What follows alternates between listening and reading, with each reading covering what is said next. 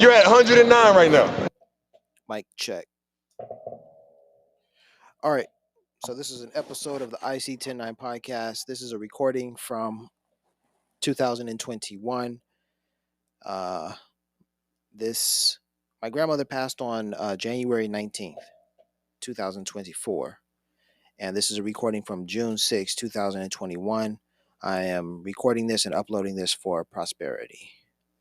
All right. So I will drop out my vocals and I'll just play this. So peace and blessings. It's a beautiful sunny day in Los Angeles, and I'm with my grandmother, Mrs. Florence Dolores Scott Griffith. I told you about putting my name. I don't do that. Who you So, sending that to? so Grandma says she doesn't want me to film her, and she doesn't. So I have agreed not to film her, but um, I'm going to record her responses. No, you're not. So Yeah, I know not to respond. I got to call DWP. They supposed to trim that. Who is this? Grandma, oh no, just hold the phone. So my question for you, Grandma, is And your question for me will not get answered. no, Grandma. Just hold it up like this. Hold the phone up like this. So the question I have is, oftentimes we as Black people, we have the image or we have this idea. Maybe it's in the media. I don't know where it is, but I certainly felt the existence of this idea that we didn't speak proper English.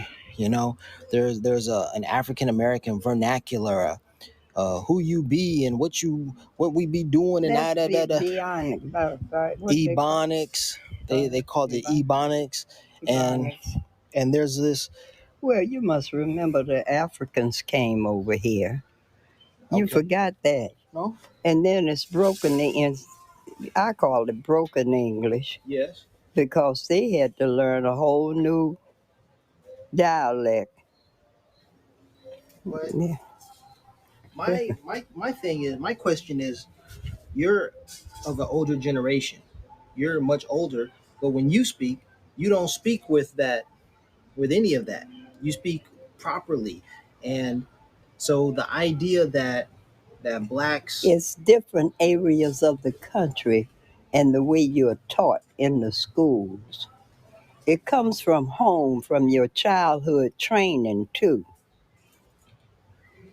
And that's basically where it comes from. You learn most of what you learn are the first 5 years of your life at home. Then if you go to a good school, you get it. But otherwise, you learn from what you hear, because I don't even speak as well as I used to when I first came to California. You wouldn't believe, everybody asked me, was I from New York? well, Grandma, But dealing with people from different areas of the country, I learned to talk like they talk. but when you speak, so basically, from what you're saying, you're telling me that you had a very good education and a very good background. Yes. So, and there were some other Blacks who didn't have the experience or the education that you had. People from the East Coast, where I came from, Yes. take them from, let me see, you can go to South Carolina, Florida, I think. And you get a different dialect than what you get from Mississippi and Louisiana. Okay. The French people were in Louisiana, and if you notice, they speak different from we speak. Real Louisianans. Well, tell me about your education. Your education. I went to a Presbyterian school, and our teachers, okay, let me give you a background. I came from North Carolina. The schools I went to, the Presbyterians, the Methodists, the Lutherans, they started those schools. The white people started the schools for the blacks to get an education to become nurses, teachers, and doctors, and whatever. They have taken all of that away from us now. What was it like in Henderson? Weren't there a lot of prominent blacks right in your community for a long time, and then things changed? They just died out. And their children went north and got different ideas. What's that?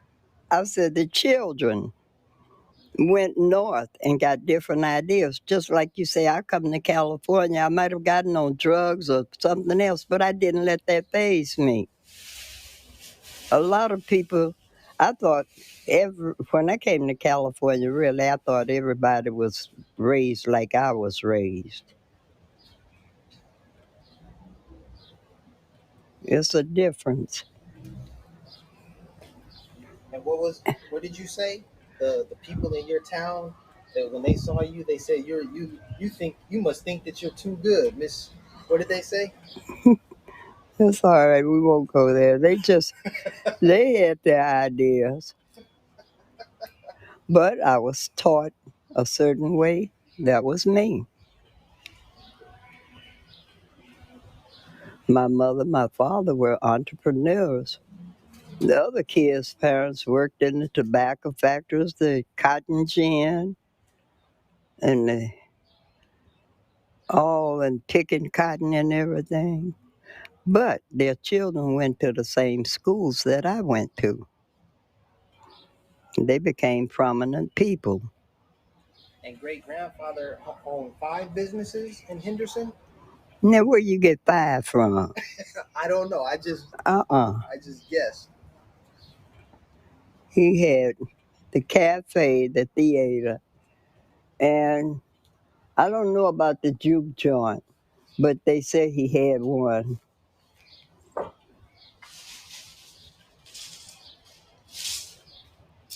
what about great grandmother? She had her beauty salon. Your mother. Mm-hmm.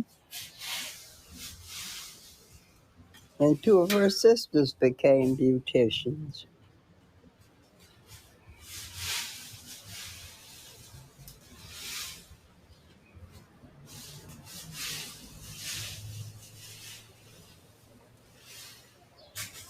Now push it down in there as you go.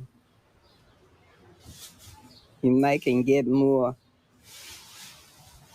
The one out on the side of the house is already filled. The yard man did that. You know what I'm gonna do? I still have some of those black bags. Yes. After we fill that trash can up, fill up the black bag, and when the trash man comes. All right. Just for clarification for those who are listening, I just paused the recording. Um, this conversation took place in the backyard. I was working in the garden, grandma's garden. So I put the cell phone, I left the cell phone with grandma so she could hold the phone. And then I was working in the yard, I was working in the garden. So that's why my voice sounds so distant, so far away. And she's talking about the black trash bag and she's giving me directions. Just some clarification on the audio that you're listening to. All right, so let's get back to my day with grandma in the garden. I'm going to reverse it. I'm going to rewind about 30 seconds and then get back into it. All right. You might can get more. The one out on the side of the house is already filled. The yard man did that. You know what I'm gonna do? I still have some of those black bags. Yes. After we fill that trash can up, fill up the black bag, and when the trash man comes, I'll put them out there and ask him to take them.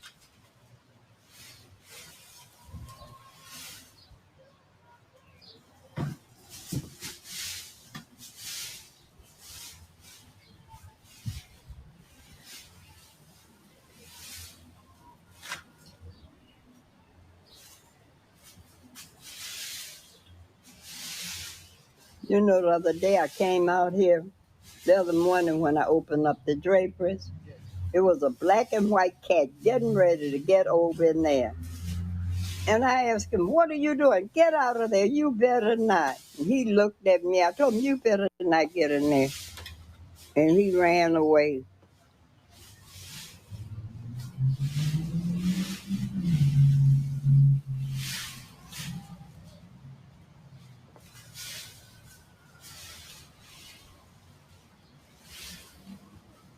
I don't know what he was getting in there for, whether he was going to do his business or what.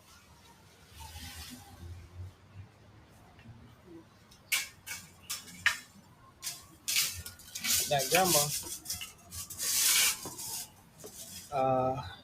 even though you're older and in an advanced generation, you knew about and you heard about Nipsey Hussle. Nipsey I was never heard about him until he died. until he died. I didn't know nothing about it when they told me about the corner of Crenshaw and Slauson. I didn't even know what they were talking about. Okay, I didn't even know it was a shopping center up there. but you heard about him after his passing. Hmm. And what did you hear about him? Well, it wasn't nothing outstanding. He was a good citizen, so to speak, I guess. I don't know. He was an entrepreneur, Hmm. black man, a black entrepreneur. I just wanted to ask because that's part of my generation. Yeah. But you know, Larry, even with you, you can go into business now for yourself. It's just having the idea of settling down and doing it, baby. Life is short, and we have to make decisions.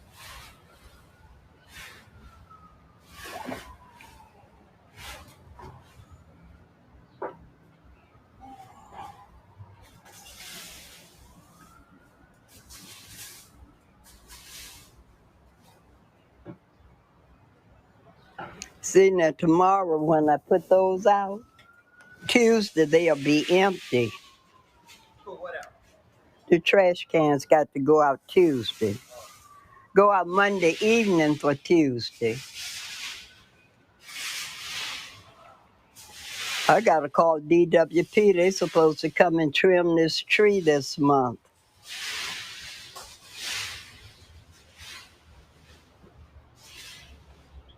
All that dust. Oh.